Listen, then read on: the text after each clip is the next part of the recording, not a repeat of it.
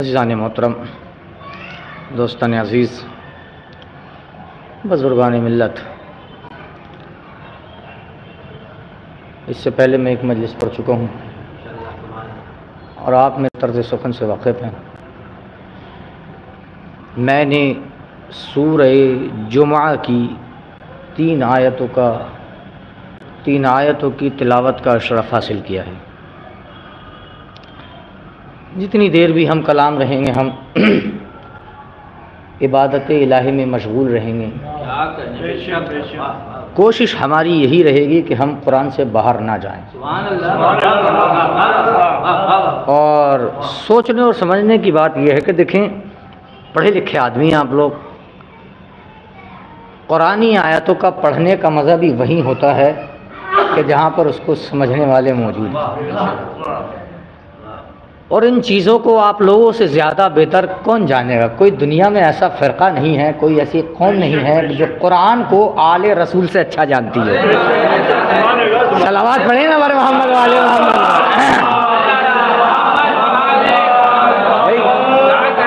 سوچنے اور سمجھنے کی بات ہے کہ دنیا میں کوئی ایسی قوم، کوئی ایسا فرقہ نہیں ہے کہ جو کلام پاک کو آل رسول سے اچھا جانتی ہے۔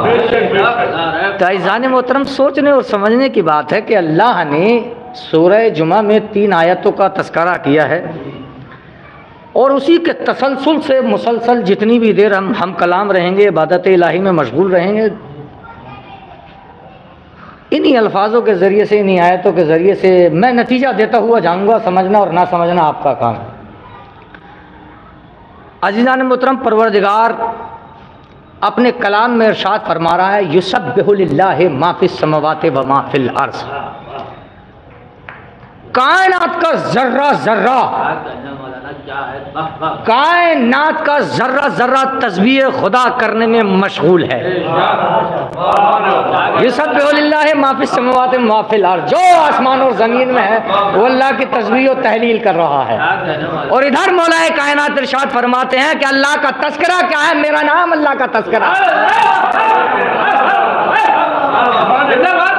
یسبح للہ ما فی السماوات و ما فی الارض۔ ملک القدوس العزیز الحکیم، کون؟ اللہ جو ملک ہے، قدوس ہے، عزیز ہے، حکیم ہے۔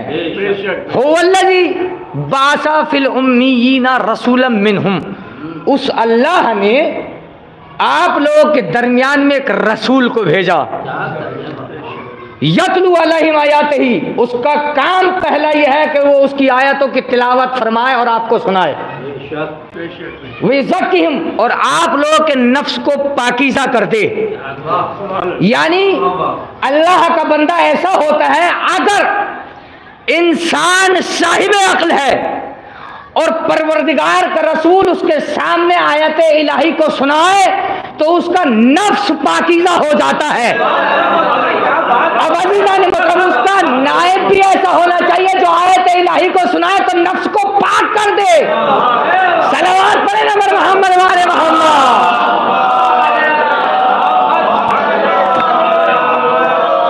وَيُعَلِّمُهُمُ الْكِتَابَ وَالْحِكْمَةَ، اور کتاب کی تعلیم دے، یعنی کہ کلام پاک کی تعلیم دے، والحکمت، اور حکمت دے، یعنی کہ حکمت کی تعلیم دے۔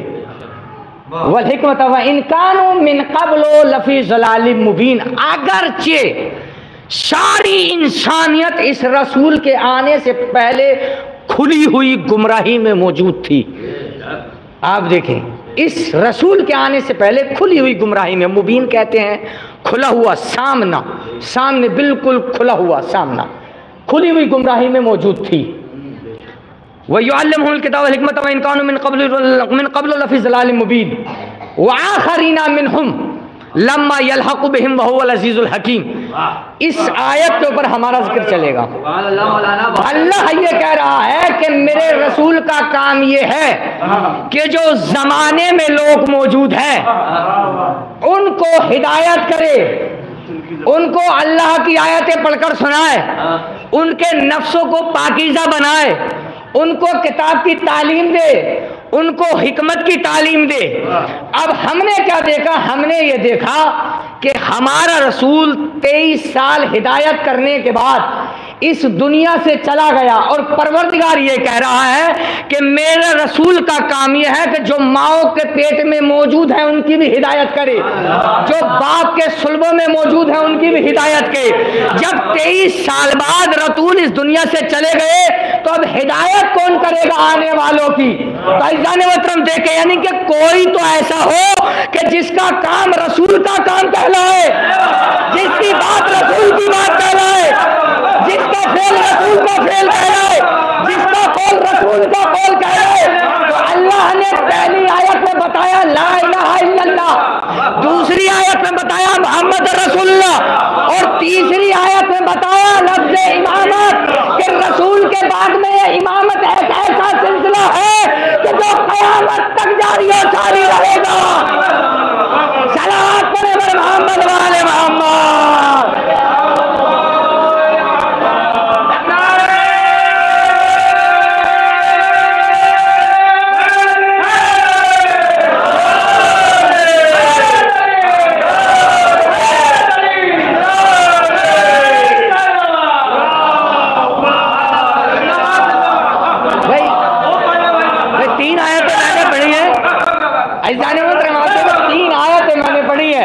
اور تینوں میں سب سے پہلے اللہ نے اپنی وحدانیت کا اعلان کرا، پھر اس کے بعد میں نبوت کا اعلان کرا، اور پھر بتا رہا ہے کہ میرے حبیب کا کام یہ ہے کہ قیامت تک آنے والوں کو ہدایت کرتا رہے۔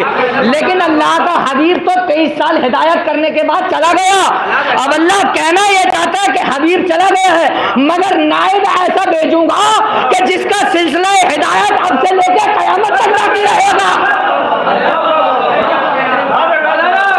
صلوات پڑھنا محمد والے محمد پر۔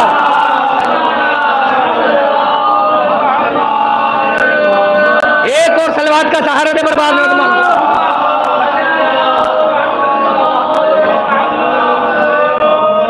بات سمجھ میں آئی؟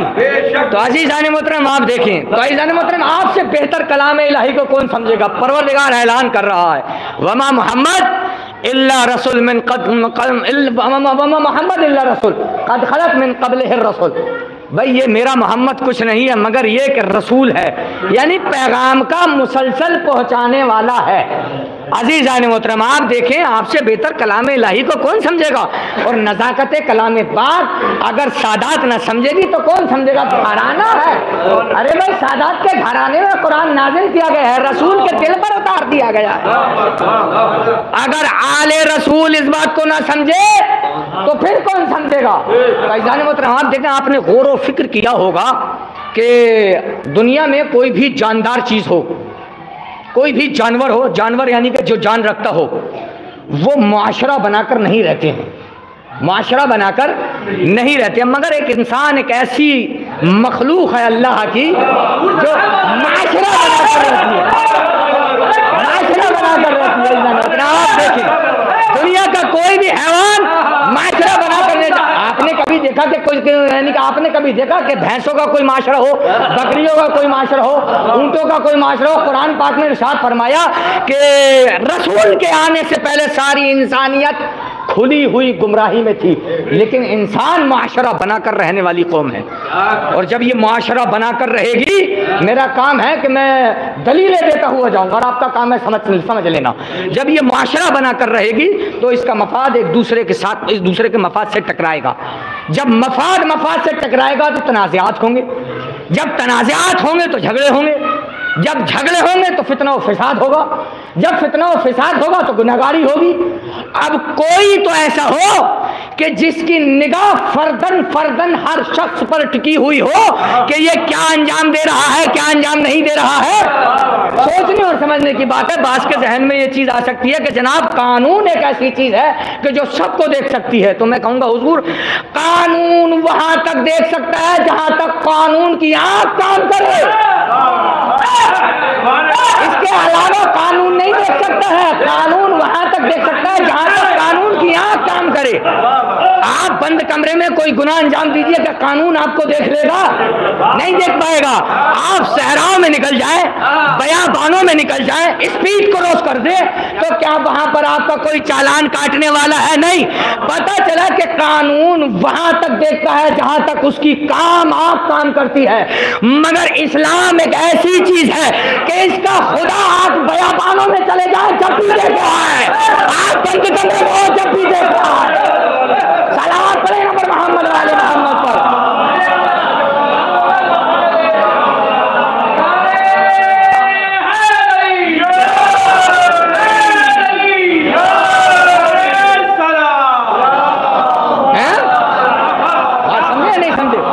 یعنی اسلام کا خدا انسان بیابانوں میں ہے تب بھی اس پہ نظر رکھے ہوئے ہے, اور اگر بند کمرے میں موجود ہے تب بھی نظر رکھے ہوئے. اب آیات آپ لوگوں کی نظر کر رہا ہوں, میں آیات الہی نظر کر رہا ہوں. ارشاد ہوتا ہے بسم اللہ الرحمن الرحیم وَيَوْمَ نَبْعَثُ فِي كُلِّ أُمَّةٍ شَهِيدًا عَلَيْهِمْ مِنْ أَنفُسِهِمْ وَجِئْنَا بِكَ شَهِيدًا عَلَى هَؤُلَاءِ وَنَزَّلْنَا عَلَيْكَ الْكِتَابَ تِبْيَانًا لِكُلِّ شَيْءٍ هُدًى وَرَحْمَةً وَبُشْرًى لِلْمُسْلِمِينَ. اب اس کی نزاکت کو سمجھیے.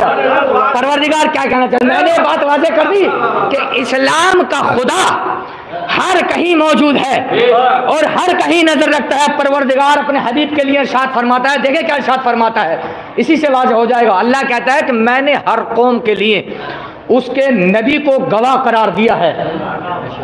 ہر قوم کے لیے. اس سے پہلے واضح کرتا چلوں, گواہی کون دیتا ہے؟ جو دیکھتا ہے وہ گواہی دیتا ہے. یہ بات واضح رہے کہ جو دیکھتا ہے وہ گواہی دیتا ہے. اور اسلام ایک ایسی چیز ہے کہ جس میں صرف سچائی چلتی ہے, پیسہ یا جھوٹ نہیں چلتا ہے. روز محشر اللہ گواہی اس سے ہی طلب کرے گا جو دیکھ رہا ہوگا, جھوٹوں سے گواہی طلب نہیں کرے گا. تو اللہ اپنے حبیب کے لیے کیا کہتا ہے؟ کہتا ہے کہ میں نے ہر قوم کے لیے اس کے نبی کو گواہ بنا کر قرار دے دیا ہے, اور سارے نبیوں پر میں نے اے رسول تجھ کو گواہ بنایا ہے. آپ لفظوں کی نزاکت دیکھیں, قرآن کی نزاکت کو سمجھے. ساری امتوں کے لیے اس کا نبی گواہ ہے کہ میری امت نے کس طرح کے فعل انجام دیے ہیں, کیونکہ نبی دیکھ رہا ہے. مگر سارے نبیوں پر جو گواہ بنا کر قرار دیا ہے وہ اپنے حبیب کو گواہ بنا کر قرار دیا ہے. اپنے حبیب کو, یعنی کہ محمد پر آدم کو اطمینان ہے کہ جب میں نبوت کر رہا تھا اور جب میں ہدایت کر رہا تھا تو رسول مجھے دیکھ رہا تھا. موسیٰ کو اس بات کا اطمینان ہے کہ جب میں فرعون کے دربار میں گیا تھا تو رسول مجھے دیکھ رہا تھا. عیسیٰ کو اس بات کا اطمینان ہے کہ جب میں نبوت کر رہا تھا تو محمد مجھے دیکھ رہا تھا. ہود کو اس بات کا اطمینان ہے, صالح کو اس بات کا اطمینان ہے, نوح کو اس بات کا اطمینان ہے. یعنی کہ 1,23,999 نبی اس بات پر اطمینان رکھتے ہیں کہ ہماری نبوت کے عہد میں اللہ کا رسول یعنی محمد مصطفیٰ ہمارے اعلان رسالت کو دیکھ رہا تھا. اور ملا اگر یقین نہ کرے تو میں کیا کروں؟ بھائی نبی کو اس بات کا اطمینان ہے کہ رسول مجھے دیکھ رہا ہے, مگر ملا کو اطمینان نہیں ہے کہ رسول دیکھتا ہے. آپ دیکھیں بھائی, اللہ نے ارشاد فرمایا وَيَوْمَ نَبْعَثُ فِي كُلِّ أُمَّةٍ شَهِيدًا عَلَيْهِمْ مِنْ أَنفُسِهِمْ. ہم نے ہر امت کے لیے اس کے نبی کو گواہ قرار دے دیا.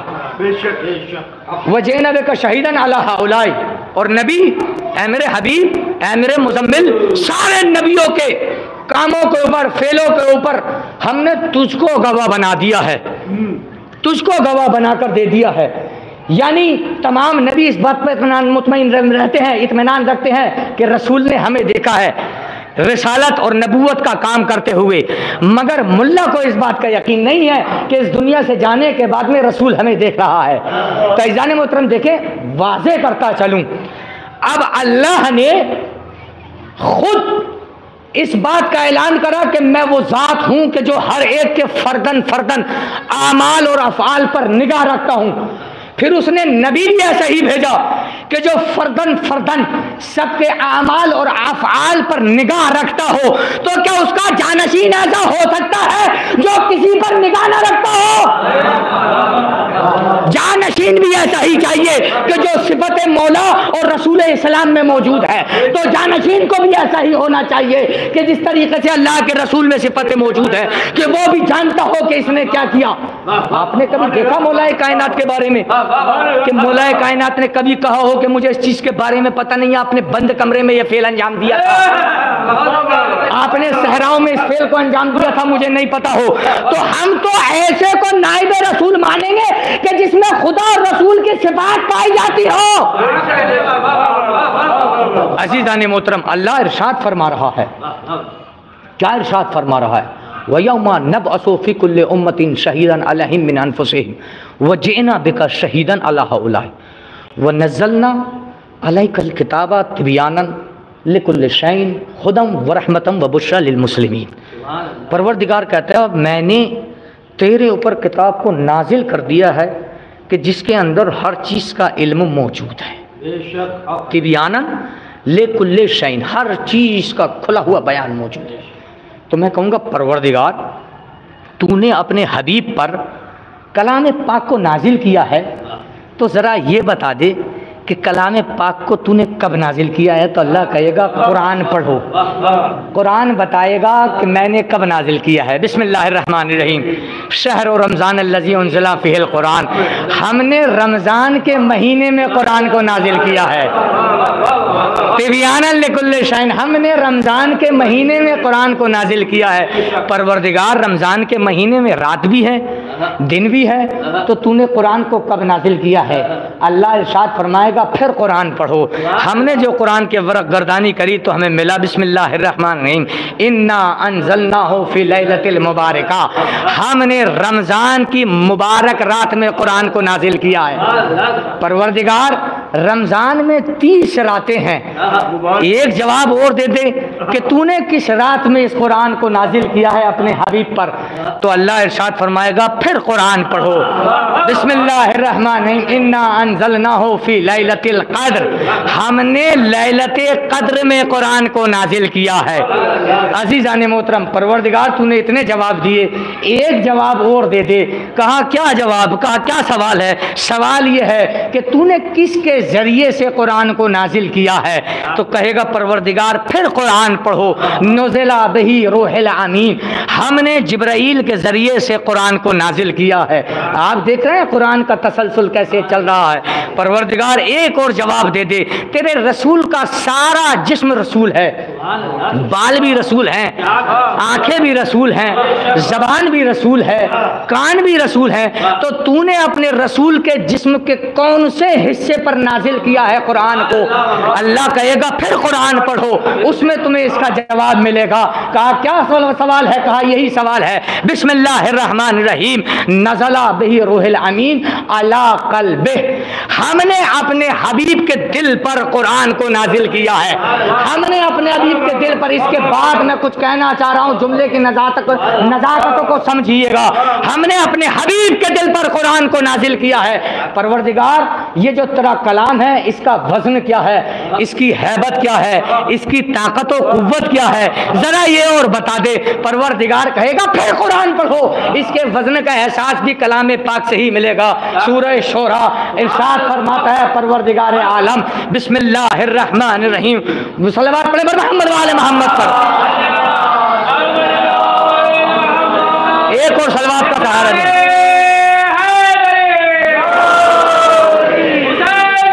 زندہ باد، زندہ باد،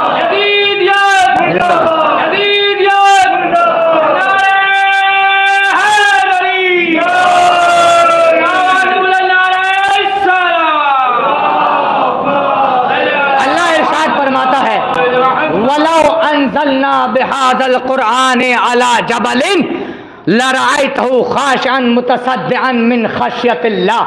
اللہ نے ارشاد فرمایا قرآن پڑھو، اور یہ آیت ارشاد فرمائی ہے کہ اگر میں میرے قرآن کے وزن کو تولنا چاہتے ہو، اس کی ثقالت کو تولنا چاہتے ہو، اس کی ہیبت دیکھنا چاہتے ہو، تو قرآن پڑھو۔ اور قرآن میں یہ آیت ارشاد فرمائی کہ اگر میں کلام پاک کو، قرآن کو پہاڑوں پر نازل کر دیتا تو پہاڑ اس کے وزن سے ریزہ ریزہ ہو جاتے، چور چور ہو جاتے۔ آپ دیکھیں پہاڑ وہ اٹل چیز ہے کہ جو آندھیوں کے زلزلوں کے محسوس نہیں کرتا ہے، آندھیوں سے ہلتا نہیں ہے، زلزلوں کی حرکتوں سے متحرک نہیں ہو جاتا ہے، اپنی جگہ پر ٹکا ہوا ہے۔ تو عزیزان محترم آپ سوچیں اور سمجھیں کہ جس کلام پاک کو پہاڑ جیسی بھاری بھرکم چیز ارے برداشت نہ کر سکے، اس کو آپ کے رسول کے دل نے برداشت کر لیا، آپ کے رسول کے دل نے برداشت کر لیا۔ اور جملہ یہ ہے کہ جس رسول کا دل اتنا مضبوط ہو اس کا دماغ اتنا کمزور نہیں ہو سکتا کہ صلوات پر محمد۔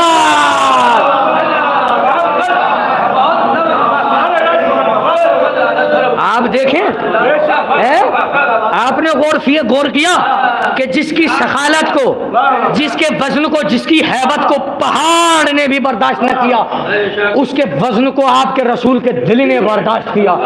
جس رسول کا دل اتنا مضبوط ہے، کیا اس کا دماغ اتنا ہلکا ہو سکتا ہے کہ ذرا ساری بیماری کی وجہ سے ذہن متحرک ہو جائے؟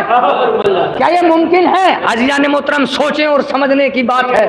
میں نے کلام پاک کی اتنی آیتیں تلاوت فرمائی ہیں، ایک جملہ بیان کرتا چلوں اگر برداشت کریں تو، میں نے کلام پاک کی اتنی آیتیں تلاوت فرمائی اور آگے کو بھی فرماتا ہی رہوں گا انشاءاللہ۔ ہماری گفتگو کلام پاک کے سائے میں رہے گی۔ اگر میں اتنی آیتیں پڑھنے کے بعد میں کلام پاک کی کسی آیت میں نقص نکال دوں تو آپ کیا کریں گے؟ مجھے کافر قرار دے کے دھکے مار کے باہر نکال دیں گے۔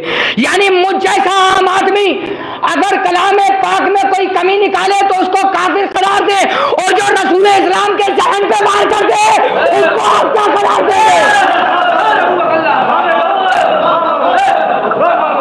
اس کو آپ کیا قرار دیں گے؟ اس کو خلیفہ بنا کر قرار دیں گے۔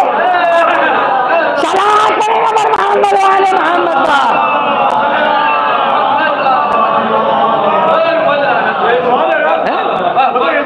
اگر ہر آدمی کو انسان کلام پاک میں کوئی کمی واقع کر دے تو اس کو کافر قرار دے دیں گے، اور اگر کوئی انسان رسول کے ذہن پہ وار کر دے تو اس کا کیا ہوگا؟ تو عزیزان محترم ضروری ہے کہ رسول اور آل رسول کو سمجھنے کے لیے ماں کی طہارت اور باپ کی نان و نزاکت کا ہونا ضروری ہے۔ جس کے باپ و اجداد نے پرپرستی کری ہو وہی ہے جو رسول پہ وار کر سکتا ہے۔ صلوات کریں نبی محمد والے محمد۔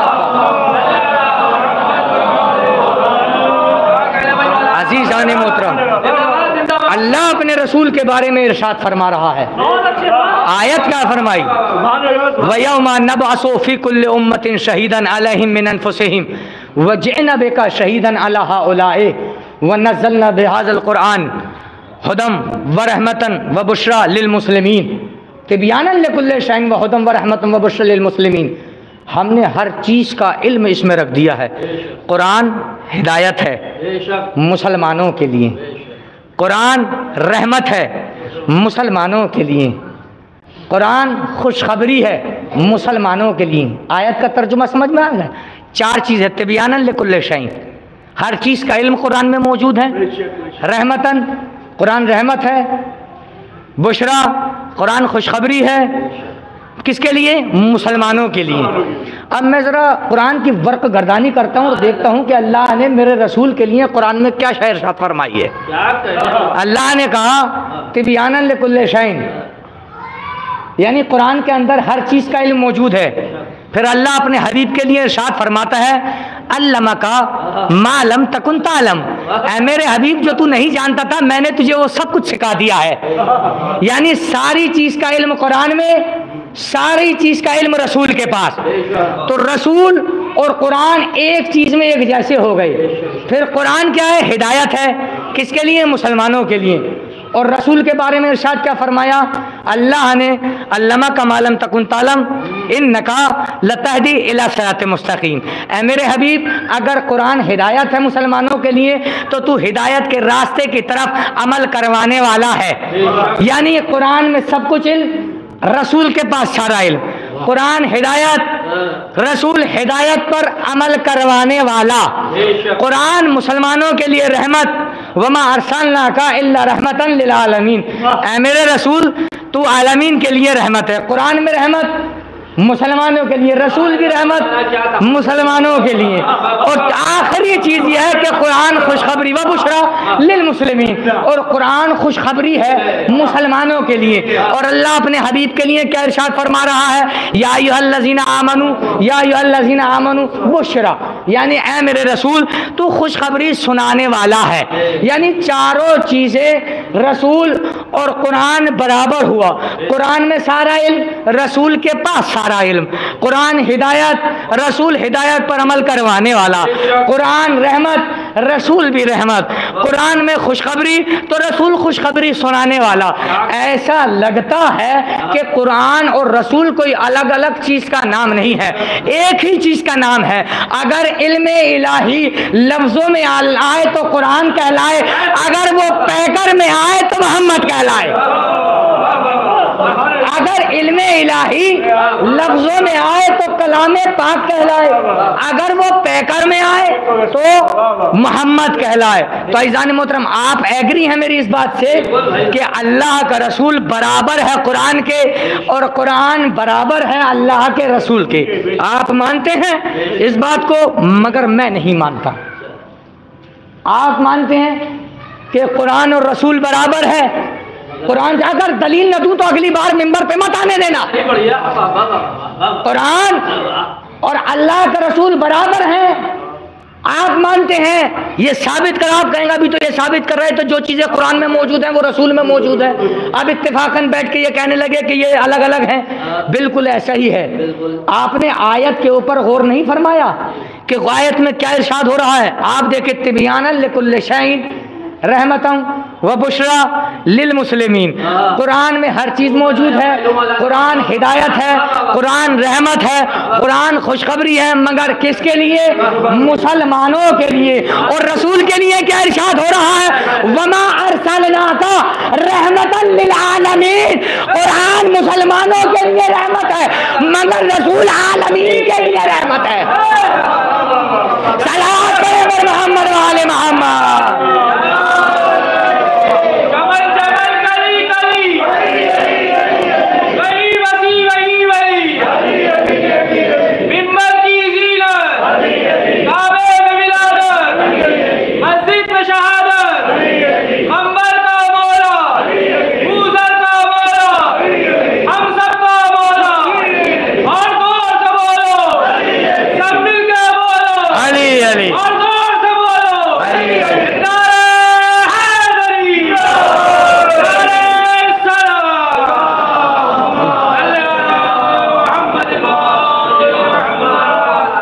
قرآن مسلمانوں کے لیے رحمت بن کر آیا ہے، مگر رسول عالمین کے لیے رحمت بن کر آیا ہے۔ اب عالمین کسی ہندوستان اور پاکستان کے خطے کا نام نہیں ہے۔ یہ پتہ کیسے چلے کہ عالمین کیا شے ہے؟ اب اس کا بھی وضاحت قرآن کرے گا۔ اللہ ارشاد فرماتا ہے الحمدللہ رب العالمین، یعنی جہاں جہاں تک اللہ کی ربوبیت جائے گی، میرے حبیب کی رحمت وہاں وہاں تک جائے گی۔ صلوات بر محمد۔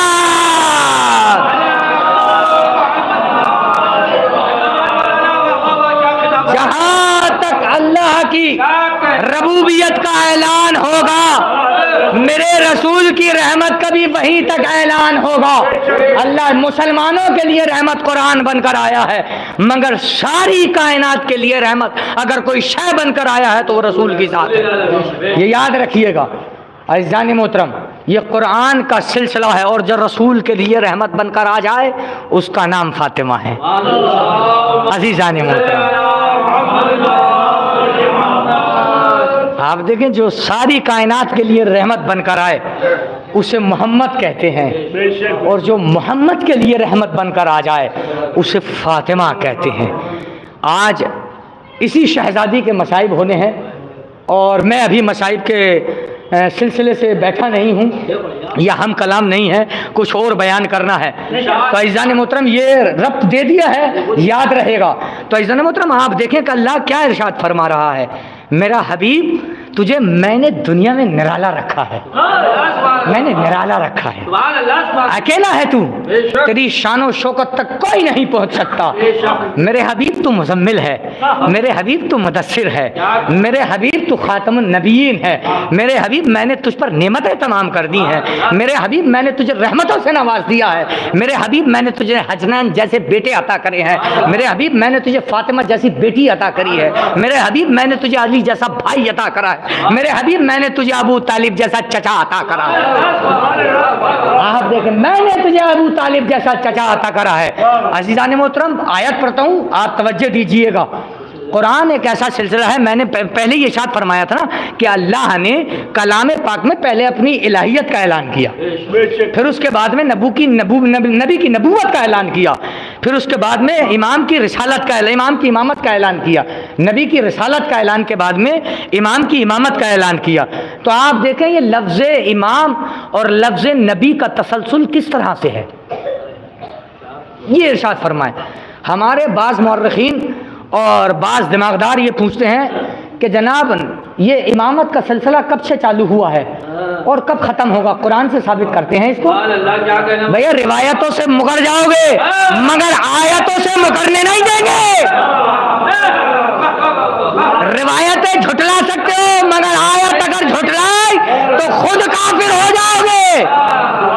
اب دیکھیں آپ، اللہ نے جب جناب ابراہیم کو آزمایا تو کیا ارشاد فرمایا؟ اللہ نے ارشاد فرمایا، جناب ابراہیم کو جس وقت آزمائش کے طور پر آزمانا چاہا تو لفظ اتم استعمال کیا، یعنی کہ فاتمہ، اور ابراہیم جو ہے وہ 100% کامیاب ہوئے، 100% کامیاب ہو گئے۔ اور جب اللہ خوش ہو گیا تو اللہ نے جناب ابراہیم کو ایک عہدہ عطا کیا۔ پہلے نبوت کا عہدہ مل چکا تھا، اور نبوت کا عہدہ لینے کے بعد میں جناب ابراہیم خاموشی سے بیٹھ گئے تھے۔ نبوت کا عہدہ ملا تھا، خاموشی سے بیٹھ گئے، تو اس سے پہلے امامت کا عہدہ کسی کو نہیں ملا تھا۔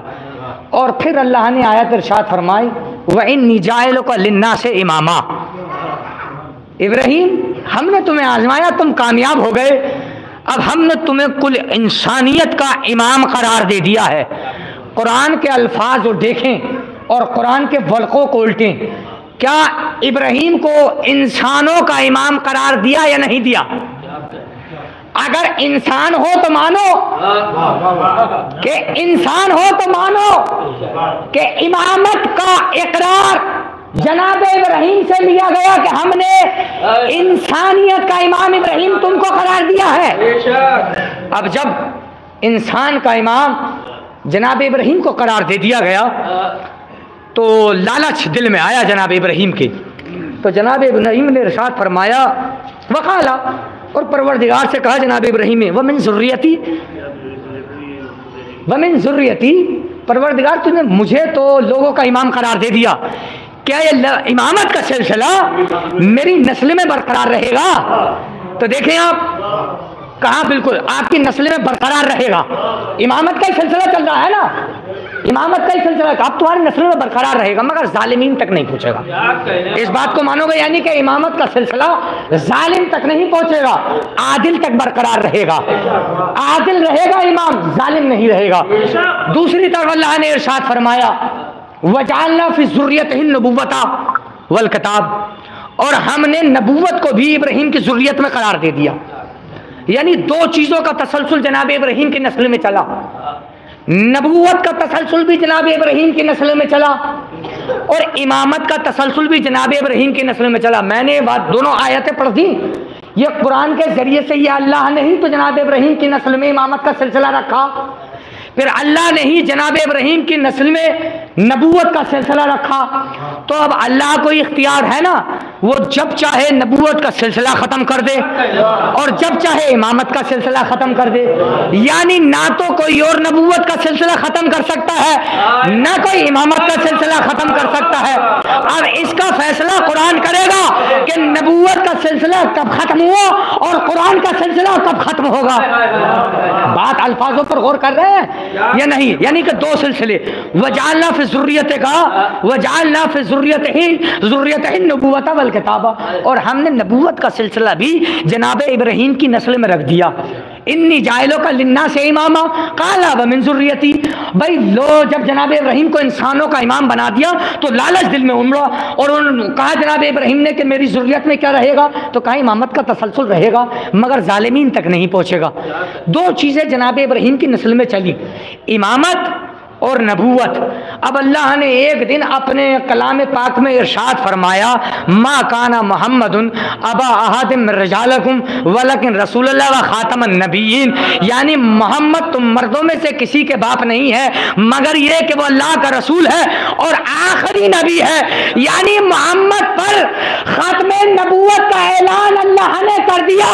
اب امامت کا ختم امامت کا اعلان قرآن میں تم دکھا دو. بھائی نبوت کے خاتمہ کا اعلان حضرت رسول اسلام پر ہو گیا، امامت کے خاتمہ کا اعلان تم دکھا دو. اگر کوئی آیت موجود ہے امامت کے خاتم پر تو تم دکھا دو. نبوت کی ایک آیت موجود تھی وہ قرآن میں سب کو پتہ ہے، ولیکن رسول اللہ و خاتم النبیین، یعنی کہ یہ رسول اللہ ہے، مردوں میں سے کسی کا باپ نہیں ہے مگر یہ کہ رسول ہے اور آخری نبی ہے. اور اگر امامت کا تسلسل کہیں پہ ختم ہوا ہے تو وہ تم دکھا دو. بھئی ہم نے نسل ابراہیم میں نبوت کو مانا تو آیت کے ذریعے سے، رسالت کو مانا تو آیت کے ذریعے سے، امامت کو مانا تو آیت کے ذریعے سے، اب خاتم النبیین کے ہم قائل ہوئے ہیں تو آیت کے ذریعے سے. اگر تمہاری نظروں میں امام ختم ہو چکے ہیں تو کوئی ایسی آیت دکھا دو جس میں اللہ نے یہ کہا کہ ہم نے امامت کا سلسلہ یہاں پر ختم کر دیا ہے. صلوات پڑھیں نبی محمد والے محمد پر.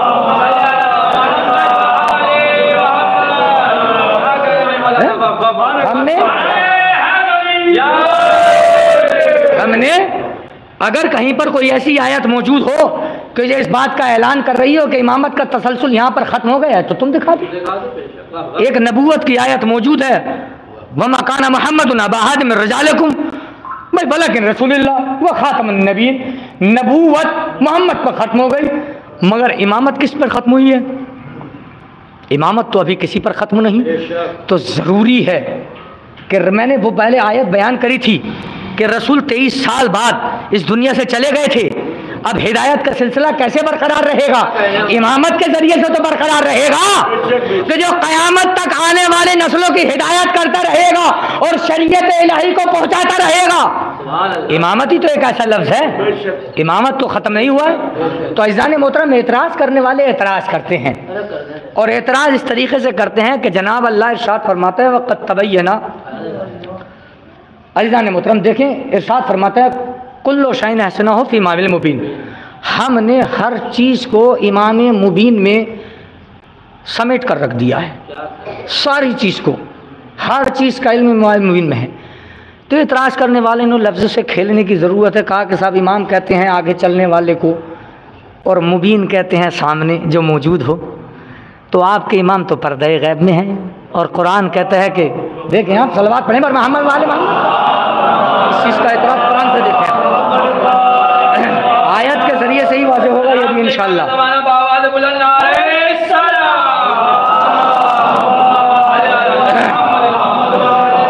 اعتراض کرنے والا اعتراض کرتا ہے کہ صاحب کلو شائن حسنہ فی امام المبین، ہم نے ہر چیز کو امام مبین میں رکھ دیا ہے. اب امام کہتے ہیں آگے آگے چلنے والے کو اور مبین کہتے ہیں جو سامنے موجود ہو جیسے آپ اور میں. تو کہا کہ آپ کے امام تو پردہ غیب میں ہیں. تو علامہ طالب جوہری ارشاد فرماتے ہیں کہ یہ آیت کہاں پر ہے؟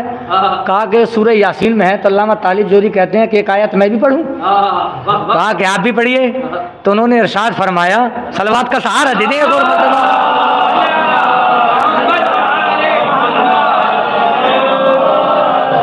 انہوں نے ارشاد فرمایا ما کان محمد ابا احد من رجالکم ولکن رسول اللہ و خاتم النبیین کل شیء حسنہ فی امام المبین. پھر اس کے بعد میں ارشاد فرماتے ہیں کہ اگر یہی چیز موجود ہے تو کلام پاک میں ایک اور آیت ہے کہ جس میں اللہ یہ ارشاد فرما رہا ہے کہ شیطان تمہارا کھلا ہوا دشمن ہے، شیطان تمہارا کھلا ہوا دشمن ہے۔ تو جب کھلا ہوا دشمن تمہارا شیطان ہے تو کیا کبھی تمہیں شیطان نظر آیا؟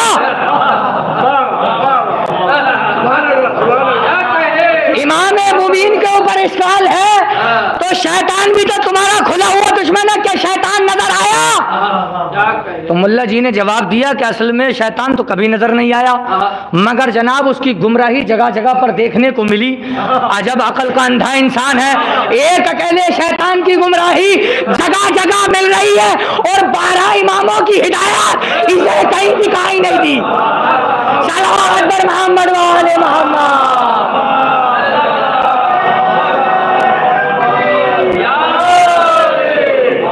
عجیب عقل کا اندھا ہے۔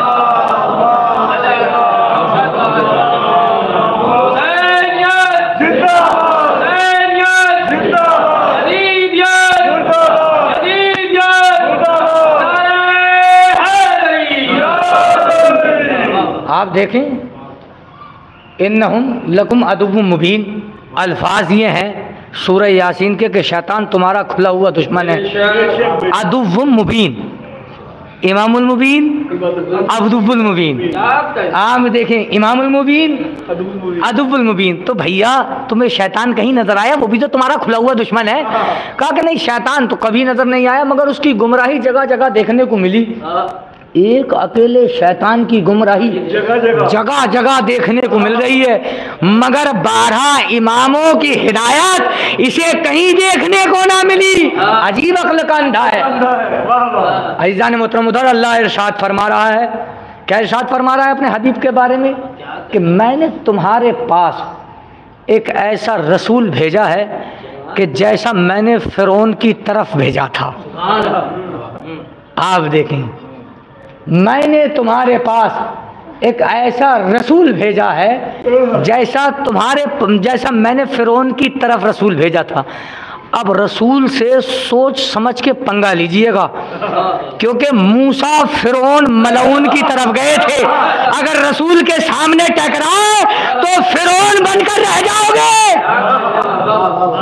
اللہ ارشاد فرما رہا ہے کہ میں نے علیکم رسولا شاہدا علیکم ارسلنا الی فرعون رسولا، ہم نے آپ کی طرف ایسا رسول بھیجا جیسا کہ ہم نے فرعون کی طرف رسول بھیجا تھا، فرعون کی طرف رسول بھیجا تھا۔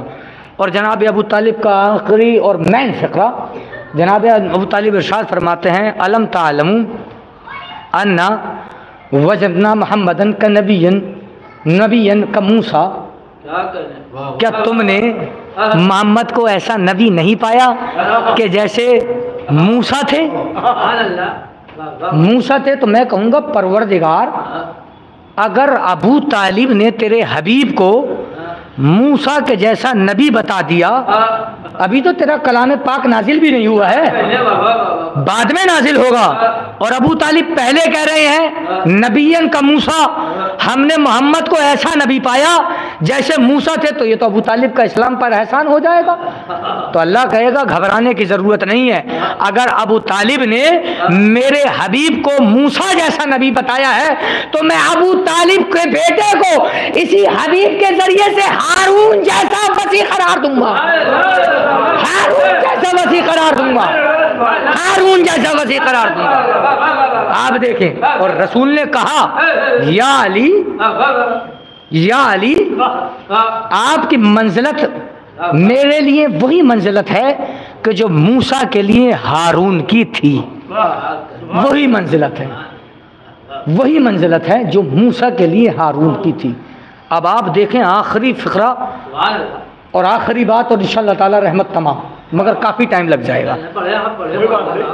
کتنا؟ آپ دیکھیں موسیٰ جیسا بتایا ہے نا کہ ہم نے محمد کو آپ کے نزدیک ایسا رسول بنا کر بھیجا جیسے فرعون کے پاس میں بھیجا تھا ہم نے موسیٰ کو۔ اب وہاں پر دیکھیں آپ فرعون کی طرف موسیٰ چلے، اور جب پہنچے تو فرعون اپنی بادشاہت والی گدی پہ بیٹھا تھا، سیدھی طرف موسیٰ اور ہارون کھڑے تھے، اور بائیں طرف مجوسی اور جادوگر کھڑے تھے۔ مجوسی اور جادوگر کھڑے تھے، سیدھی طرف موسیٰ اور ہارون کھڑے تھے۔ اب اعلان کیا، اعلان کیا ہوا؟ اعلان یہ ہوا کہ اپنی اپنی جادو کی چھڑیوں کو پھینکو۔ جب موسیٰ کے سامنے جادو کی چھڑی اور کچھ رسیوں کو پھینکا گیا تو وہ سانپ بن گئے، رسیاں بن گئیں۔ اب موسیٰ نے اپنے عصے کو پھینکا اور عصے کو جب پھینکا تو وہ اژدہا بنا، اور اژدہا بننے کے بعد میں اس نے ان جادو کی چھڑیوں کو نگل لیا، کھا گیا، ختم ہو گئی۔ اب جتنے بھی جادوگر موجود تھے، فرعون کے حوالی موالی موجود تھے، سجدے میں گر گئے، اور سجدے میں گرنے کے بعد میں کہا آمنا برب العالمین، رب موسیٰ و ہارون، ہم عالمین کے رب پر ایمان لائے، موسیٰ کے رب پر ایمان لائے، ہارون کے رب پر ایمان لائے۔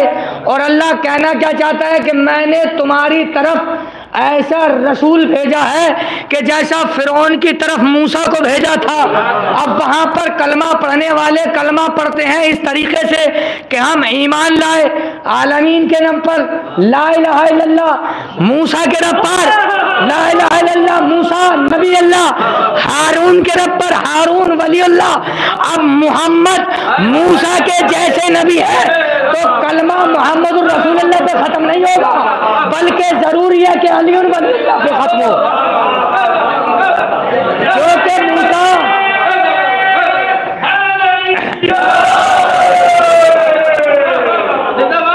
بھائی بات سمجھے نہ سمجھے، اللہ ارشاد فرماتا ہے کہ میں نے تمہاری طرف جو نبی بھیجا ہے محمد کو، وہ موسیٰ کی طرح بنا کر بھیجا ہے، موسیٰ کی طرح سے بھیجا ہے۔ اب وہاں پر جو ایمان لانے والے ہیں ان کا طریقہ دیکھنا پڑے گا کہ جب ایمان موسیٰ کے دور میں لاتے تھے تو کس طرح سے لاتے تھے۔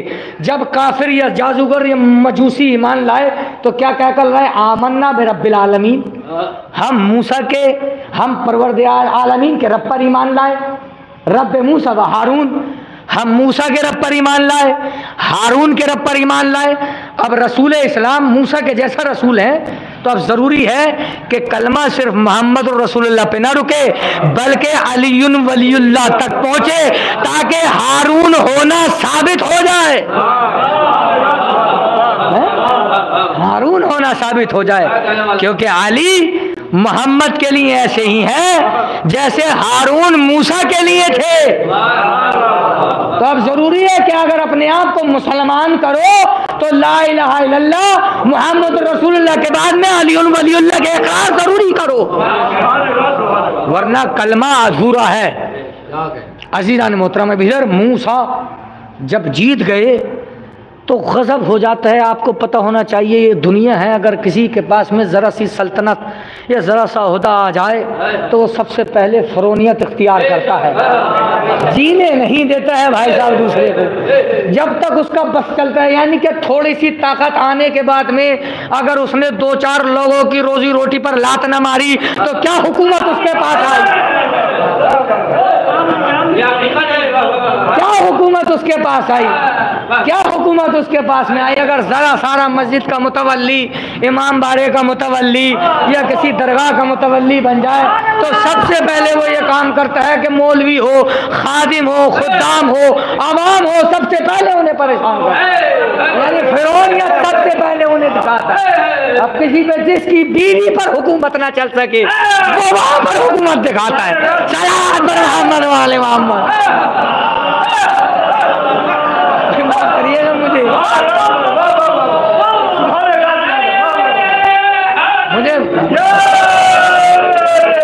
معاف کریے گا۔ دیکھو میں نے بات کو روک کر اپنی یہ بات کہہ دی ہے تاکہ ضروری ہے آپ جب کسی مسجد، میں یہ بات پوری کروں گا امامت والی، ایسا نہیں ہے کہ میں ادھوری چھوڑ دوں، کلام پاک کے ذریعے سے ہی پوری ہوگی، آپ دیکھیں۔ لیکن ضروری ہے کہ جب کسی مسجد کا متولی دیکھیں آپ تو جیسے آپ مولوی دیکھتے وقت خامیاں نکالتے ہیں نا کہ مولوی ایسا ہونا چاہیے، مولوی ویسا ہونا چاہیے، مولوی یہ ہونا چاہیے، مولوی وہ ہونا چاہیے، ایسے متولی بناتے کہ ہم بھی دیکھیں اس کا باپ نماز پڑھتا تھا یا نہ پڑھتا تھا، اس کی ماں نماز پڑھتی تھی یا نماز پڑھتی تھی، اس کے بچے نمازی تھے نمازی نہیں تھے، یہ خود نمازی ہے یا نمازی نہیں ہے۔ ضروری ہے کہ آپ کو دیکھیں۔ صلوات پڑھیں بر محمد۔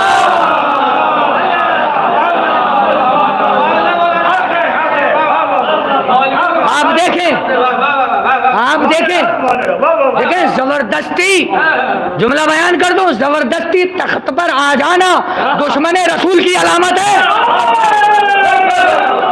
زبردستی کسی تخت پر قابض ہو جانا دشمن رسول کی علامت ہے۔ حق کر کا آیا ہے، ضروری ہے انسان کو کہ اگر کسی مقام تک پہنچنا چاہتا ہے تو اس کے جیسا بنے، اس کے جیسا بنے، ایسا نہیں ہو کہ رات کو ڈکیتی ڈالے اور صبح نکلنے پہ کھڑا ہو جائے، ایسا نہیں ہونا چاہیے۔ ضروری ہے کہ انسانیت اپنے درمیان میں برقرار رکھے۔ انسان جب کسی سے ملے تو اسے پتہ چلے کہ وہ کسی سے ملا ہے، اتنی بہترین طریقے سے زندگی گزارے کہ جیسے رسول اور رسول نے بتائی ہے کہ اگر تم سے کوئی جدا ہو جائے تو پھر تم سے ملنے کی تمنا کرتا ہو، ایسا نہیں ہو کہ ادھر جدا ہو جائے اور ادھر برائیوں کے کارخانے پہ لگ جائے، ایسا نہیں ہونا چاہیے۔ زندگی ایسی گزارو کہ جب تم سے ملے تو پتہ چلے کہ کسی سے ملا ہے، ایسا نہیں ہو کہ تمہارے ڈر اور خوف کی وجہ سے وہ تمہارے سامنے جی حضور جی حضور جی حضور، اور جیسے ہی منہ پھیرو دے لعنت پہ لعنت دے لعنت پہ لعنت۔ یہ تسلسل نہیں ہونا چاہیے۔ صلوات پڑھیں بر محمد۔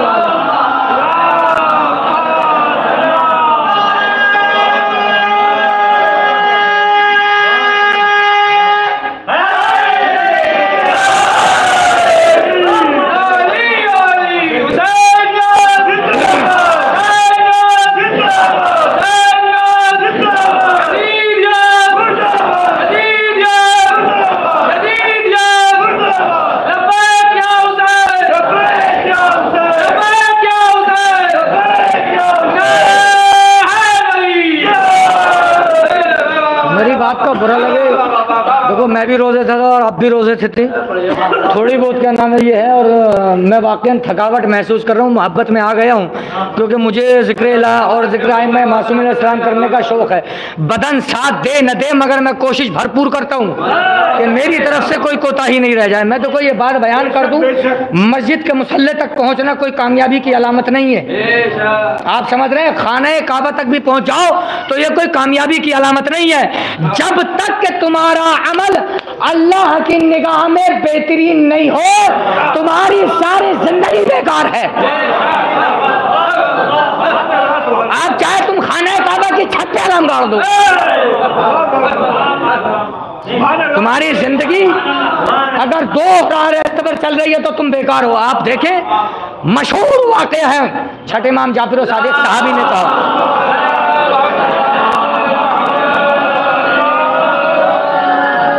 مشہور واقعہ ہے، صرف اشارہ کرتے ہوئے چل رہا ہوں۔ ایک صحابی امام جعفر صادق علیہ السلام کا مولا سے ارشاد فرماتا ہے، جب اس نے خانہ کعبہ کے پاس بہت زیادہ بھیڑ دیکھی تو اس نے ارشاد فرمایا، مولا آپ کے حاجی بہت زیادہ ہیں، حاجی بہت زیادہ ہے۔ امام نے فرمایا، دو انگلیوں کے درمیان میں دیکھ، حاجی اور پاجیوں میں بھی پتہ چل جائے گا۔ جب جو دو انگلیوں کے درمیان میں دیکھا تو حاجی تو 3-4 تھے، باقی تو جانوروں کی صورت میں گھوم رہے تھے۔ تو خانہ کعبہ کے پاس پہنچ جانا بھی اپنے آپ میں کمالات کی بات نہیں ہے۔ انسان دور رہ کر امام کو سلام کرے، اور نیک اور متقی پرہیزگار ہو تو امام جواب دیتے ہیں، اور اگر ذریع پہ پہنچ جائے اور سلام کرتا رہے تو امام منہ پھیر لیتے ہیں۔ سمجھ میں آیا نہیں آیا؟ آپ دیکھیں روایتوں میں نے یہ بھی پڑھا ہے کہ اگر کوئی انسان مومن متقی پرہیزگار ہو اور دنیا کے کسی کونے میں دفن ہو جائے تو نقال فرشتے ہوتے ہیں جو اسے وہاں سے منتقل کر دیتے ہیں وادی السلام کی طرف، امیر المومنین کے قدموں کی طرف۔ اور اگر کوئی رسول اسلام کے برابر میں بھی دفن ہو اور غاصب ہو، یہ نہ سوچے کہ میں یہاں دفن ہو گیا تو مجھے جنت مل گئی۔ نقال فرشتوں کا کام ہی ہے یہاں سے اٹھا کے وہاں پھینکنا اور وہاں سے اٹھا کے یہاں رکھنا۔ بھائیزان محترم آپ دیکھیں، ایسا نہ ہو کہ زندہ ہو تو بھی پھینک رہے ہوں، اور جب تار کاندھوں پر لے کے جا رہے ہوں تو قبر میں پھینکیں اور پھر وہاں سے اٹھا کے فرشتے پھینکیں۔ تو اپنے آپ کو ثابت قدم رکھو تاکہ ادب اور احترام سے دفنائے جاؤ اور ادب اور احترام سے کربلا پہنچو۔ امام تمہاری طرف خود آئیں ایسا نہیں ہو کہ تم جاؤ بھی اور امام منہ پھیر لے، ایسا نہیں ہونا چاہیے۔ جس سے اللہ راضی اس کا سب کچھ راضی۔ اور امام آخری جملہ امام حسین علیہ السلام کا آخری وقت میں امام نے فرمایا کہ پروردگارا، دیکھو میں اپنے موضوع سے تھوڑی دیر کے لیے میں ایک بات بیان کروں گا، وہ کر دوں گا۔ امام نے فرمایا پروردگارا جس نے تجھے پا لیا، آخری وقت حسین زخموں سے چور ہیں، زخموں میں زخم ہے، زخموں میں زخم، اور امام ارشاد فرما رہے ہیں اس عالم میں، دیکھیں آپ، پروردگار کو پا لینا سب کچھ ہوتا ہے اور کسی کو پا لینا انسان دوسرے، بھیا کس کی خوشنودی کے لیے زندگی گزار رہے ہو؟ اس کی خوشنودی کے لیے کہ جو تمہارے مرتے ہی تمہاری طرف پلٹ کے نہیں دیکھے گا؟ کس کو راضی کرنے کے چکر میں ہو؟ جانے کتنے بادشاہ اور میں نے وزیر اور چغل خور اور حرام خور دیکھے ہیں کہ جو بادشاہوں کی خدمت کرتے کرتے مر گئے، جب مرے تو دفن تک میں کیا نام ہے شرکت نہیں کری اس نے۔ اللہ امام ارشاد فرماتے ہیں کہ پروردگارا جس نے تجھے پا لیا اس نے کیا کھو دیا، اور جس نے تجھے کھو دیا اس نے کیا پا لیا۔ کیا دنیا میں کوئی ایسی نعمت ہے، کوئی ایسی نعمت ہے کہ جو تمہارے ہمیشہ کام آئے سوائے تمہارے نیک اعمال کے؟ کوئی ایسی نعمت ہے؟ نہیں ہے نا۔ جب پتہ ہے ہمیں کہ ہمارے پاس کوئی ایسی چیز موجود ہی نہیں ہے کہ جو ہمارے ساتھ مستقل رہے سوائے ہماری نیک نیتی کے اور نیک اعمال کے، تو میری یہ وصیت اور نصیحت ہے کہ قسم خدا کی ذرہ برابر کام مت کرنا کسی انسان کو خوش کرنے کے لیے، ہمیشہ کام کرنا اللہ کو خوش کرنے کے لیے۔ اگر آپ نے اللہ کو راضی کر لیا تو انسان خود بخود راضی ہو جائے گا، اور اگر انسان کو راضی کرنے کے لیے اللہ کو ناراض کر دیا ساری دنیا راضی ہو جائے، خدا ناراض رہے تو کوئی تمہیں عزت دینے والا نہیں ہے۔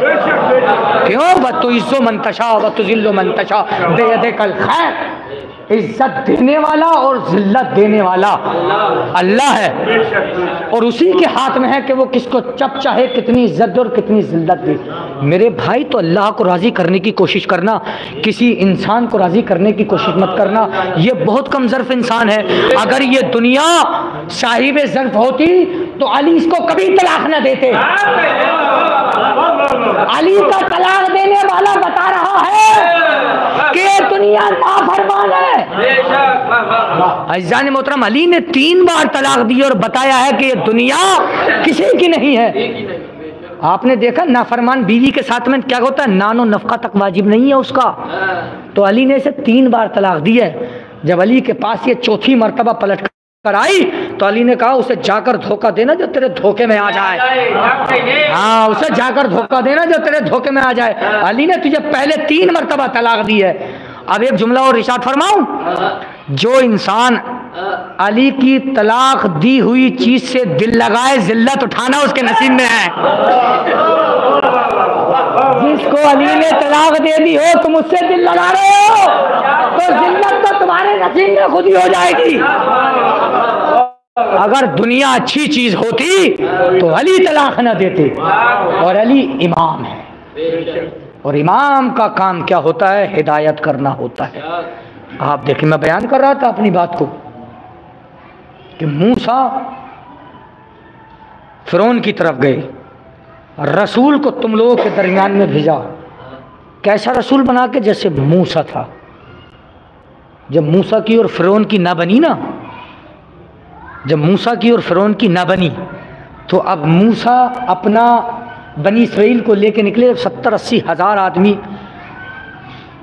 بیل گاڑی پہ چلے، جو اس زمانے کی سواریاں تھیں، تو 70-80 ہزار آدمی جب کسی طرف جائیں گے تو شور و غل ہوتا ہے۔ اور جب فرعون کے کارندوں نے فرعون کو خبر دی کہ موسیٰ اسرائیلیوں کو بنی اسرائیل کو لے کے جا رہے ہیں، تو موسیٰ نے کہا لشکر جمع کرو۔ لشکر جمع ہوا۔ اب لشکر جب جمع ہوا تو دریا بیچ میں پڑ گیا۔ غور کریے گا میری بات پہ، میں نے کہا یاد ہے نا بنی اسرائیل کو ابراہیم کی نسل میں کیا ہے؟ امامت بھی ہے اور نبوت بھی ہے۔ تو بھائی موسیٰ اپنی قوم کے امام ہوئے یا نہیں؟ ایک اکیلا امام کون ہے؟ موسیٰ۔ یاد رکھیے گا، اپنی نبی بھی ہے مگر اپنی قوم کے لیے امام بھی ہے۔ امام یعنی کہ آگے آگے رہنے والا، آپ سمجھے؟ دریا پڑ گیا، دریائے نیل، وہاں پر جا کے کھڑے ہو گئے، اور 12 قبیلے ہیں، 12 قبیلے.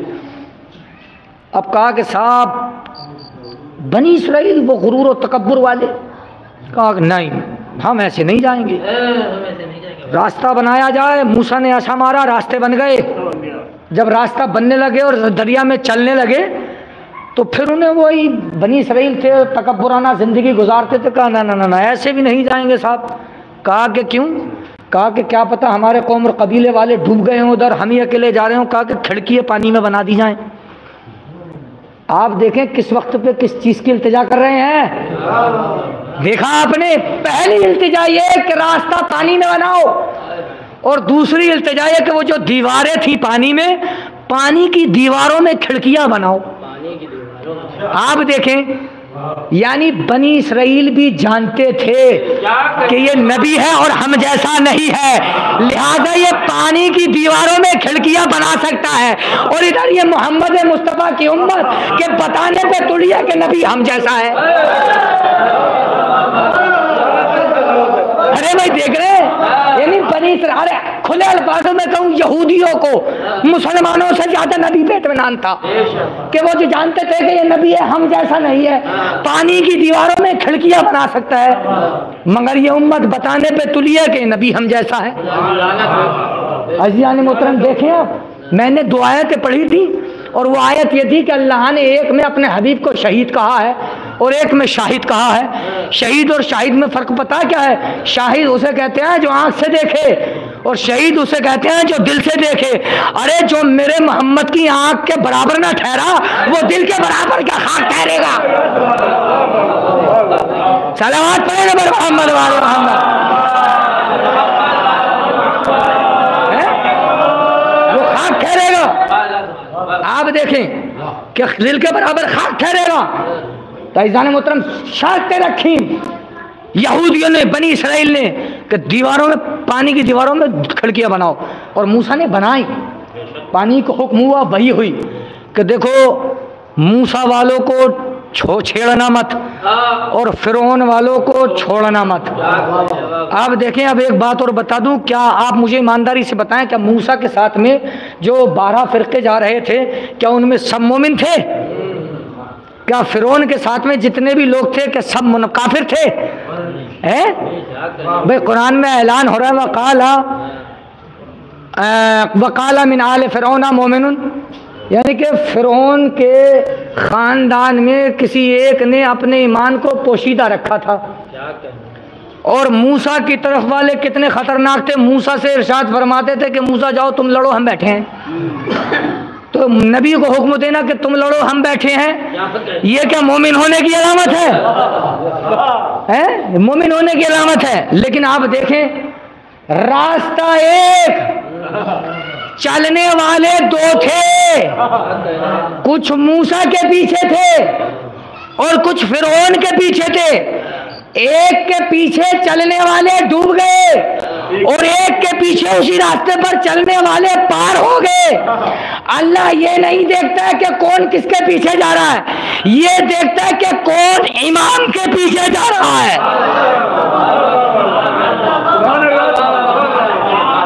یہ نہیں دیکھتا، راستہ وہی ہو مگر امام کے پیچھے نہ ہو تو ڈوب جاؤ گے. آپ دیکھیں ارشاد ہوا نا، یعنی کیا فرعون دنیا کا بادشاہ نہیں تھا؟ فرعون دنیا کا بادشاہ نہیں تھا بھائی، دنیا کا بادشاہ تھا، اور موسیٰ اللہ کے نبی تھے، اپنی امت کے لیے امام تھے. تو کیا ہوا، موسیٰ کے پیچھے چلنے والے بچ گئے اسی راستے پر، اور فرعون کے پیچھے چلنے والے ڈوب گئے اسی راستے پر. اب نبی اس دنیا سے 23 سال بعد چلے گئے ہدایت کر کے، نبوت کا سلسلہ ختم ہو گیا. اب بادشاہت کا سلسلہ اور امامت کا سلسلہ بچا ہے. آپ کی مرضی ہے، چاہے تو امامت کے پیچھے چل کے کامیاب ہو جاؤ، چاہے بادشاہت کے پیچھے چل کے برباد ہو جاؤ. صلوات پر محمد والے محمد. عزیزان محترم آپ دیکھیں، یہ امام ہے. اللہ فردن اعمال کو نہیں دیکھتا ہے کہ اس کا اعمال کیسا ہے، اس کا اعمال کیسا ہے، نہیں، وہ دیکھتا ہے کہ اس کا جس کے پیچھے چل رہا ہے اس کا امام کیسا ہے. تو دنیا کے بادشاہ کے پیچھے چل تو سکتے ہو مگر کامیاب نہیں ہو سکتے۔ ضروری ہے کہ اگر زندگی میں کامیابی چاہتے ہو تو جو رسول اور آل رسول نے راستہ چنا ہے اس کو اپنی زندگی کا مقصد بنا لو۔ اگر وہ مقصد نہیں ہے تو پھر بیکار ہے، اس کے علاوہ اور اس زندگی میں کچھ نہیں ہے۔ چند منٹ کی زحمت ہے آپ لوگ کے لیے اور اس کے علاوہ کچھ نہیں۔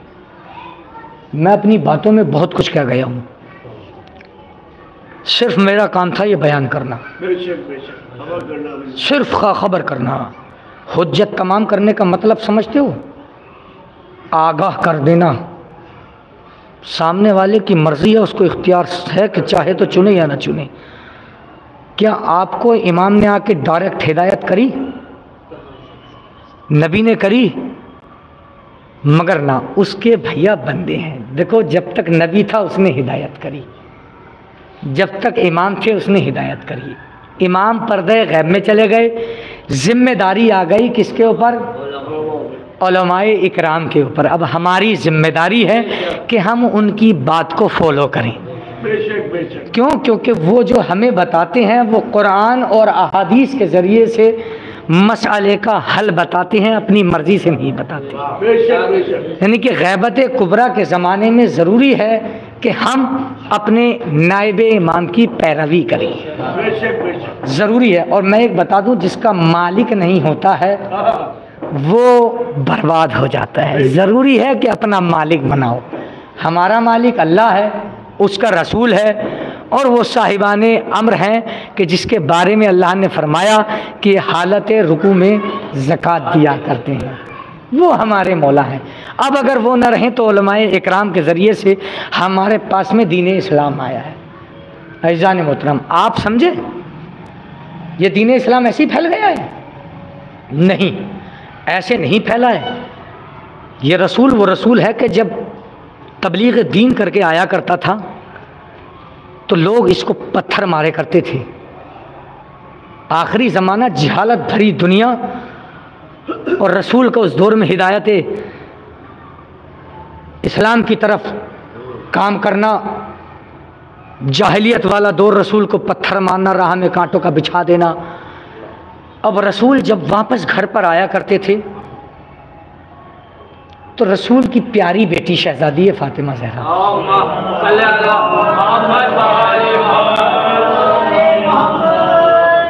آپ نے ایک حدیث سنی ہوگی، فاطمہ اپنے باپ کی ماں ہے، ام ابیہا، صحیح ہے؟ یہ کیوں کہا؟ کیا کوئی بیٹی کسی باپ کی ماں ہوتی ہے؟ نہیں۔ جب اللہ کا رسول دنیا والوں کے پتھر کھا کے اپنے گھر کی طرف آتا تھا تو شہزادی کونین اپنے باپ کو دیکھ کر اس طریقے سے پریشان ہو جاتی تھیں، ایسے ایک ماں اپنے بچے کو دیکھ کر پریشان ہو جاتی ہے۔ اپنے باپ کو سینے سے لگانا، خون کا صاف کرنا، چہرے کا دھلانا، اپنے باپ کو بٹھانا، اور پھر وہ ناز و نزاکت اٹھانا جو ایک ماں اپنے بیٹے کو اٹھاتی ہے۔ تب اللہ کے رسول نے ارشاد فرمایا فاطمہ اپنے باپ کی ماں ہے، فاطمہ اپنے باپ کی ماں ہے۔ عزیزان محترم، آپ کو میں بتاؤں یہ فاطمہ کون ہے، اس کی عظمت کیا ہے؟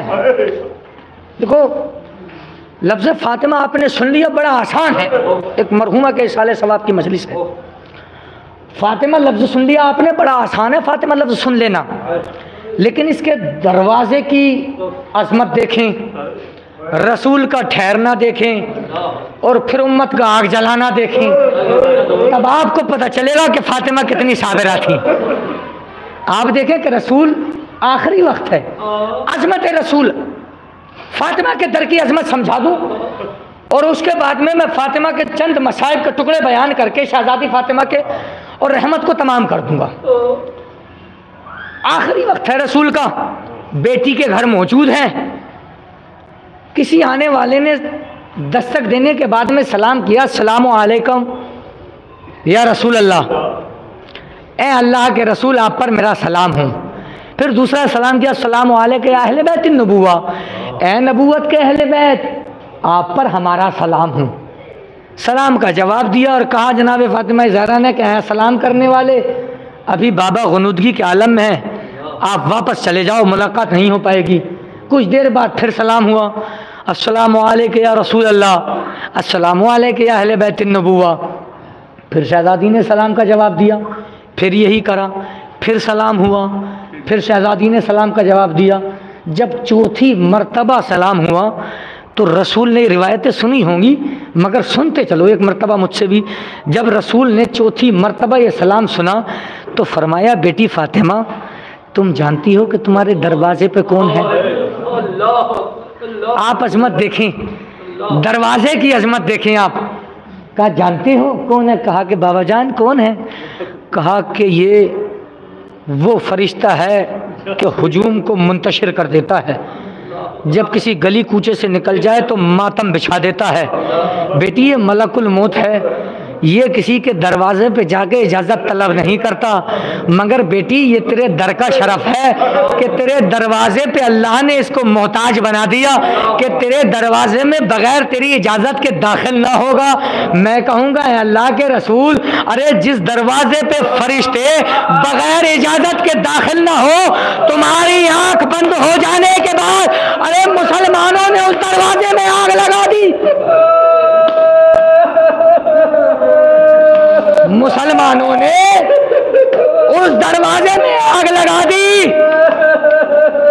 اے اللہ کے رسول، شہزادی فاطمہ اپنے گھر میں موجود ہے، مسلمان آگ اور لکڑیاں لے کر جمع ہو گئے، ابو الحسن کو باہر نکالو ورنہ ہم گھر میں آگ لگا دیں گے۔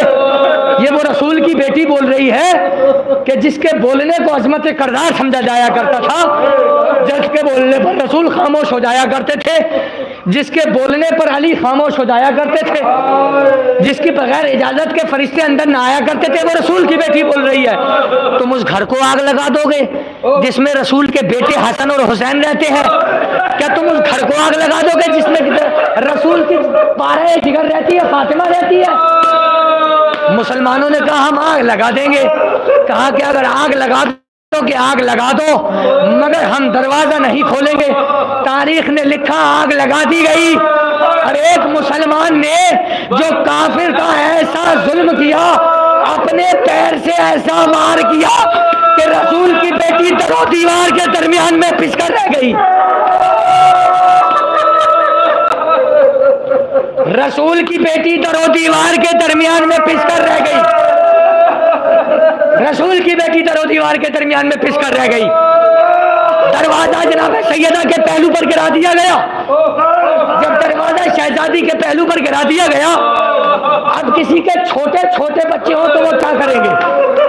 چھوٹے چھوٹے ننھے حسن اور حسین اپنی ماں کے پہلو پر گرتا ہوا دروازہ دیکھ رہے ہیں۔ بچے کریں تو کیا کریں؟ اپنی ماں کو کیسے بچائیں؟ اپنی ماں کو بچائیں تو کیسے بچائیں؟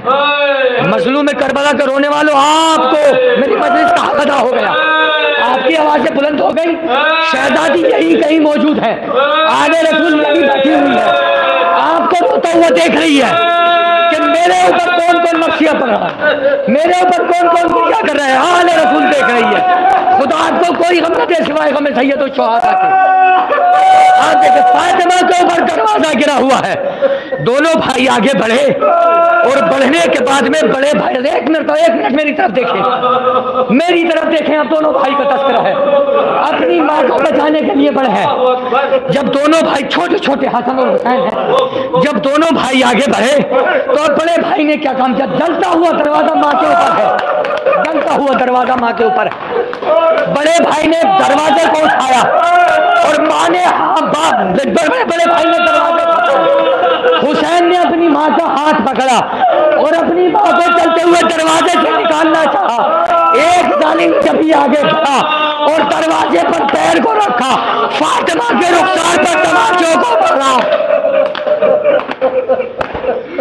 فاطمہ کے رخساروں پر تماچوں کو مارا، فاطمہ کے رخساروں پر تماچا کو مارا۔ جب فاطمہ اپنے باپ کی قبر پر گئی تو باپ سے مرثیہ پڑھا، السلام علیکم یا بتا، اے میرے بابا آپ پر میرا سلام، ارے آپ کی بیٹی فاطمہ پر ایسے ظلم ہوئے ہیں، اگر وہ دن پر ہوتے تو رات کی تاریخ ہی میں بدل جاتی۔ عزیزان مظلوم کربلا، آپ کو کوئی غم نہ دے سوائے غم سید الشہداء کی۔ آپ دیکھیں آخری وقت، آخری روایت اور رحمت تمام ہے، خدا آپ کو کوئی غم نہ دے سوائے غم سید الشہداء۔ علی مسجد سے تشریف لائے اور لانے کے بعد میں جب جناب فاطمہ نے کہا علی میرے قریب بیٹھ جاؤ، بڑی خوش تھی جناب فاطمہ زہرا۔ علی نے پوچھا شہزادی جب سے آپ کی باپ کی شہادت ہوئی ہے آج آپ سب سے زیادہ خوش ہیں، کیا وجہ ہے؟ کہا کہ ابوالحسن میں اپنے بابا کو روتے روتے خاموش ہو گئی تھی، یعنی کہ خوش کے عالم میں چلی گئی تھی، تو میرے بابا میری خواب میں آئے اور آنے کے بعد میں کہا بیٹی فاطمہ جو تیرے اوپر مصیبت کے دن تھے نا وہ اب ختم ہو گئے ہیں، تو اپنے باپ سے مل لے گی۔ علی نے اس لیے کہا ابوالحسن زینب ام کلثوم کو کنیز کے حوالے کر دو، حسن اور حسین کو کہو کہ نانا کی قبر کی زیارت کے لیے چلے جائیں، اور میری کچھ وصیتیں ہیں ان کو آپ سن لو۔ کہا حسن اور حسین تم اپنے نانا کی قبر کے چل جاؤ زیارت کے لیے، جناب زینب کو اور جناب ام کلثوم کو کنیز کے حوالے کیا۔ آخری روایت اور رحمت تمام ہے، آخری روایت اور رحمت تمام ہے۔ جناب فاطمہ زہرا نے کہا ابوالحسن دیکھو میری پہلی وصیت تو یہ ہے کہ میں آپ کی زوجہ ہوں، اگر مجھ سے کوئی کوتاہی ہو گئی ہو تو مجھے معاف فرمانا۔ ابوالحسن نے کہا شہزادی آپ مرکز عصمت ہیں، آپ مرکز عصمت ہے، ایسی بات ہے آپ سے زندگی میں کوئی کمی نہ ہوئی۔ کہا ابوالحسن میرے جانے کے بعد میں میرے دو بچے حسن اور حسین دیکھو یتیم ہو جائیں گے، اگر ان سے کوئی کوتاہی ہو جائے تو ان کو کبھی غصے کی آواز میں پکارنا مت۔ کہا کہ بیٹی، کہا بیوی آپ کے بچے عصمت کے آغوش کے پالے ہوئے ہیں، آپ کے بچوں سے کبھی کوئی خطا نہیں ہوئے گی۔ ابوالحسن آپ مجھے خود غسل و کفن دینا اور میرے بچوں کو کھانا کھلاتے رہنا اور میری قبر پر آتے رہنا اور آ کر سلام کرتے رہنا، سورہ یاسین پڑھتے رہنا۔ آپ رسول کی بیٹی کتنی اکیلی ہو گئی تھی کہ اپنے شوہر سے التجا کر رہی ہے کہ میری قبر پر آتے رہنا، اکیلی ہو گئی۔ وہ مدینہ کا جو مسلمانوں سے بھرا ہوا تھا اس میں رسول کی بیٹی اکیلی ہو گئی تھی، اس میں رسول کی بیٹی اکیلی ہو گئی تھی۔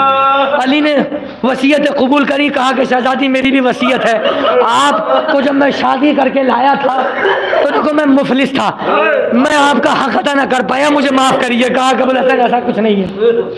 کہا کہ شہزادی جب اپنے بابا کے قریب جانا تو اپنے بابا سے کہنا دیکھو امت نے، آپ کی امت نے میرے ساتھ کیا کیا ہے، اور شہزادی جب میں آپ کی قبر پہ آؤں تو میں سلام کروں تو میں خود اپنے کانوں سے سنوں آپ کا سلام جواب سلام کا جواب اپنے کانوں سے سنوں۔ دونوں میں میاں بیویوں میں علی اور بطول میں وصیت و نصیحت ہوئی۔ اتنے میں دروازے پر زور زور سے دستک ہوئی، ہمت نہیں رہی ہے، زور زور سے دستک ہوئی۔ علی اور بطول گھبرائے، کہا کہ علی دیکھو دروازے پر کون آ گیا۔ اب جو علی نے آواز دی دروازے پر کون ہے تو دیکھتے کیا ہے کہ دو چھوٹے چھوٹے ننھے حسن اور حسین خود کے بیٹے موجود ہیں۔ کہا کہ بیٹا کیا ہوا؟ کہا کہ بابا جان کیا ہماری ماں اس دنیا میں نہیں رہی ہے؟ کہا کہ بیٹا ایسا کیوں کہہ رہے ہو؟ کہا کہ جب اپنے نانا کی قبر پر پہنچے تو ابراہیم خلیل اللہ کی آواز آئی، اے رسول اللہ ارے فاطمہ کے یتیم آ رہے ہیں، ہم نے یہ سنا، ارے ہمیں لگا ہماری ماں اس دنیا سے چلی گئی ہے۔ الا لعنت اللہ علی القوم الظالمین، الا لعنت اللہ علی القوم الظالمین۔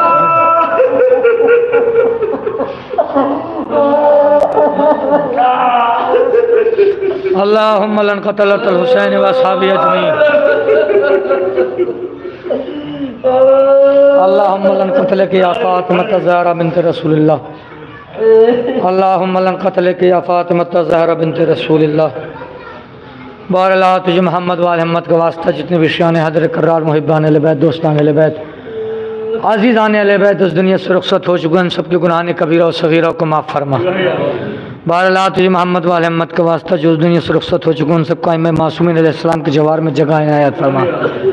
بار اللہ تجھے محمد والے محمد کا واسطہ جتنی بھی شان حیدر کرار محبان اہل بیت دوستان اہل بیت اس دنیا میں زندگی بسر کر رہے ہیں ان کی جان مال عزت آبرو کی حفاظت فرما. بار اللہ تجھے محمد والے محمد کا واسطہ جو بے اولاد ان کو اولاد دینے کی عنایت فرما. جو پریشان حال ان کی پریشانی کو دور کر دے. بار اللہ تجھے محمد والے محمد کا واسطہ جو بے روزگار ان کو روزگار دینے کی عنایت فرما. تجھے محمد والے محمد کا واسطہ بانیان مجلس کی تمام نیک دل مرادوں کو تمناؤں کو پورا کر دے. بار اللہ تجھے محمد والے محمد کا واسطہ حاضرین مجلس کی تمام نیک دل مرادوں کو تمناؤں کو پورا فرما. بار اللہ تجھے محمد والے محمد کا واسطہ ہماری اس مختصر سی دعا کو ہمارے اس مقتدر سی مجلس کو امام بار حمزہ پنجن پاک کے وسیلے سے شرف قبولیت عنایت فرما. بار اللہ تجھے محمد والے محمد کا واسطہ ہمارے اس دعا کو قبول فرما. بار اللہ تجھے محمد والے محمد کا واسطہ ہمارے امام زمانہ کے ظہور میں تاجیل عطا فرما اور ان کے مخصوصی ناصر و مددگار میں ہمارا شمار فرما. وربنا تقبل منا انک انت السمیع العلیم. اللہم صلی علی